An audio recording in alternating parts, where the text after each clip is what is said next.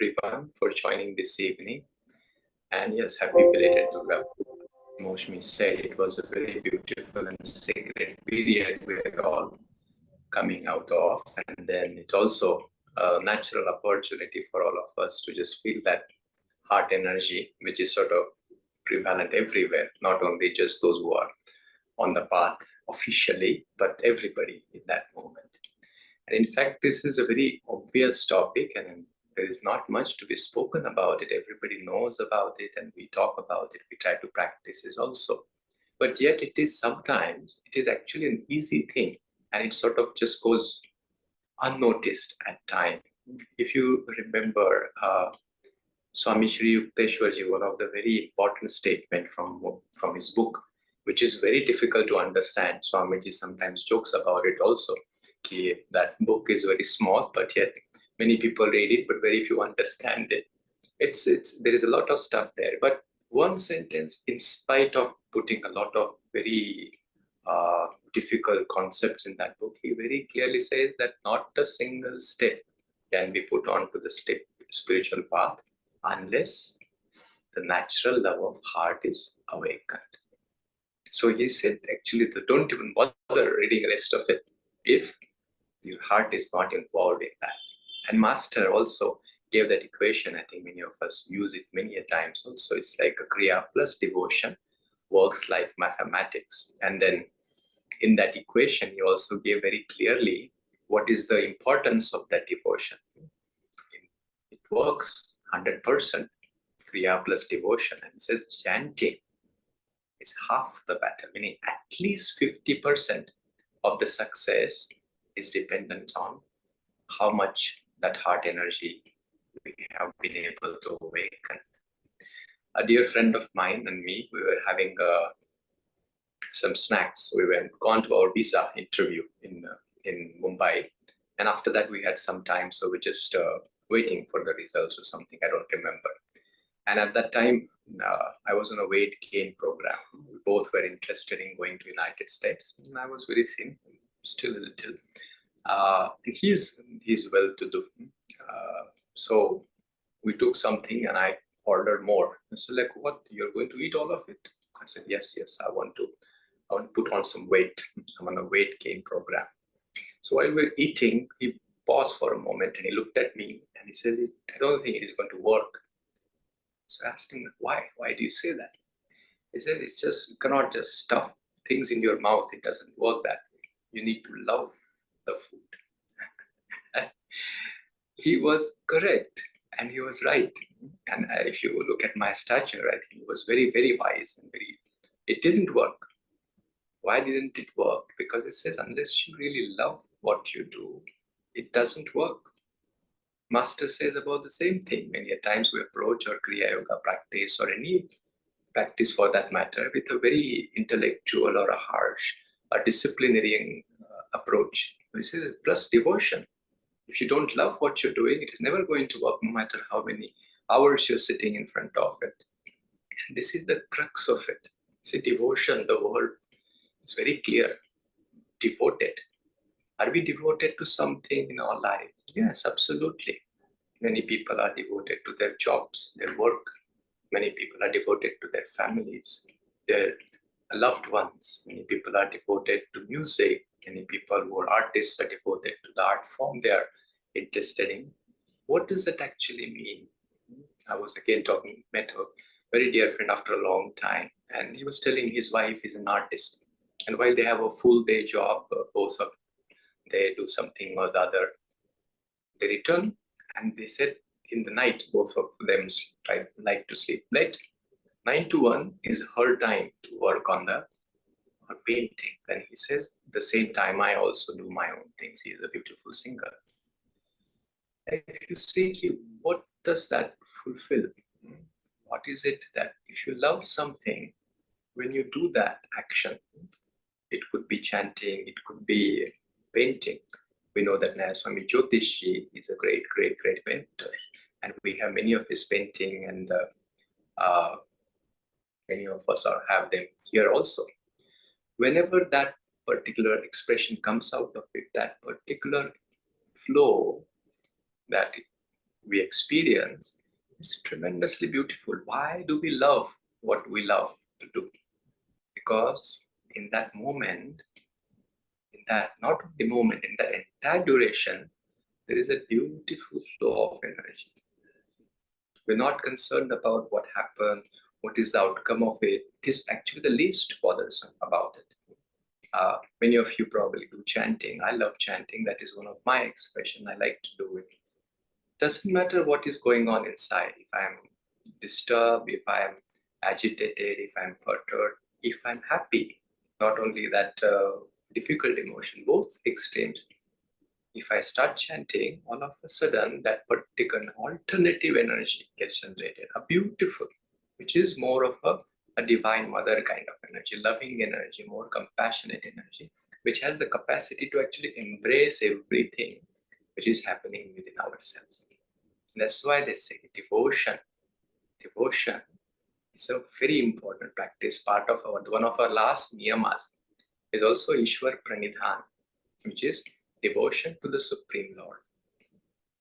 I wanted to start with our experiences, is that we all love to do something, and that is meaning what we have understood devotion in that particular action. But this practice which is suggested to us, which is Ishwar Pranidhan, where now the teaching invites us to make the life itself an art form.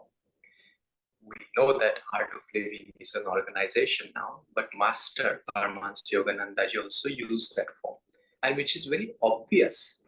If you look at the lives of saints, they are not conditioned by what exactly they do, but everything they do, they are just equally interested in doing that.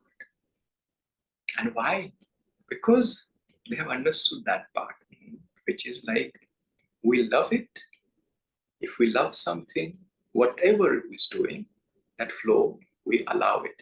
And if that is understood, and it is also understood that we cannot choose what life is going to bring to us. But if whatever life brings, if I have if I cultivate the attitude that I am going to do with a very warm, welcoming way, then all of a sudden that love continues. This is a journey. See, saints have done a journey and they've reached particular understanding, and that is the beauty of it. I will tell you a story from another saint. This is a saint from Maharashtra, Saint Tukaram, and by profession he was like a saukar, a very difficult profession for a saintly character, which is like where you lend money to people and then if and against their land or whatever property they hold, and if they don't return the money, then you hold or go and grab their property. This is very difficult. He realized it. The more wiser he became, he realized this is not for me. So he just waved off all their loans and said, he just don't worry about it. This is your paper, your property is yours. Don't worry about my money. I'm stopping this business. But he was married, you see, and he also had children. So while his wife was very supportive and whatnot, she couldn't understand what's going on. He said, like, look, we have children to feed. You have stopped your job. Where will the food come? Where will the money come? She said, but I won't do that job. He says, okay, fine, do something. Will you do this? So she would give him options. He said, okay.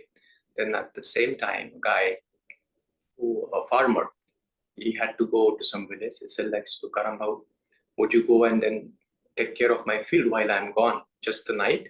I'll be back tomorrow morning and I'll take care of it. But I want to make sure that somebody's there so that no wild animals or anything come and then destroy it. So Karambau said, yes, I can do that. So his wife was very happy. Finally, he's doing something. Hopefully, some money will come out of it and we'll be able to survive. Now, Tukaram Maharaj goes in the night, which is a little tanpura or something, and it sits there.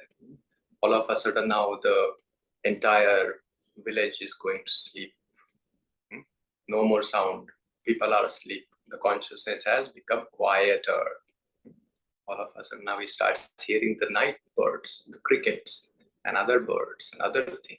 All of a sudden, his awareness goes into that. This is so beautiful. composition comes to him where he can see that there is divine present in the crickets, in other frogs, all the sounds that is coming, and in that whole experience, he goes into an ecstasy, he goes into his own trance, singing and chanting to the Divine Mother. And night passes by, morning comes, the guy returns and looks at his field, it is all destroyed. The animals came in the night and then took them away, but Tukaram Maharaj was completely unaware of it. Then he says, I won't give you this job anymore. His wife was not content and whatever. But Tukaram, he was, till the time he was woken up from that trance, he was somewhere else. That is the beauty of this energy of devotion, you see. No matter what is the past, no, you might have like had a very difficult day or a very troubled day. You might have a very troubled time ahead of you. Does not matter. When that energy comes, everything else gets washed away.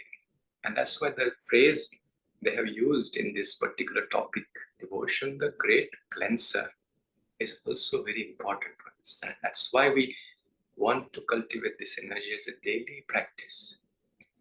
If you have figured out something which brings this energy to you, I would say, please make sure it a point. If chanting is your thing, please do it every day. If painting is your thing, please do it every day. It doesn't have to be these two art forms. Swami Deviji, she loves cooking. She spiritualized that art. If that is what your thing, you have to do it every day in that bhav. That is our practice.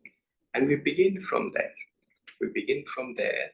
And then, as the Patanjali Sutra, the Ishwar Pranidhan suggests, as the saints suggest, is like then take something in the day which is sort of a repetitive activity. Every day we wake up, we brush our tooth, we eat, we walk, we drive to the work. Somewhere where we are basically doing these activities repeatedly and we are alone. This is our opportunity. Just the way Tukaramji was looking at and seeing there is Divine Mother even in the midst of all of this. We have this opportunity to make our life an art form. And that's the journey from starting from a few set of activities to make it every activity with the same way so that it can awaken the same love in our heart, devotion that we call it. And then that flow becomes unceasing. And as long as there is flow, there won't be any obstacles. The healing that we seek, it will become a very natural and obvious, inevitable outcome, not only for us, but those surrounding us as well. So with that, I think I'll take a pause for now. Just take a moment, we close our eyes, feel in your heart that energy of Divine Mother, even as we exchange these thoughts, the words of the masters, it brings ourselves into our heart. So focus there and with a sense of gratitude, thank the master for allowing us this opportunity to cultivate this love, their presence in our heart, and still feeling that energy in the heart. Let's expand that to include everyone, our friends, our family, our loved ones, Guru Bhais, truth seekers everywhere, and for all souls in need. Let's offer a prayer. Divine Mother, Thou art omnipresent. Thou art in all Thy children. Manifest Thy healing presence in all bodies, all minds, and in all souls.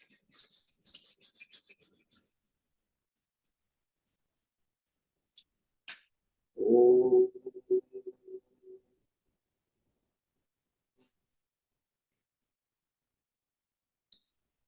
Oh.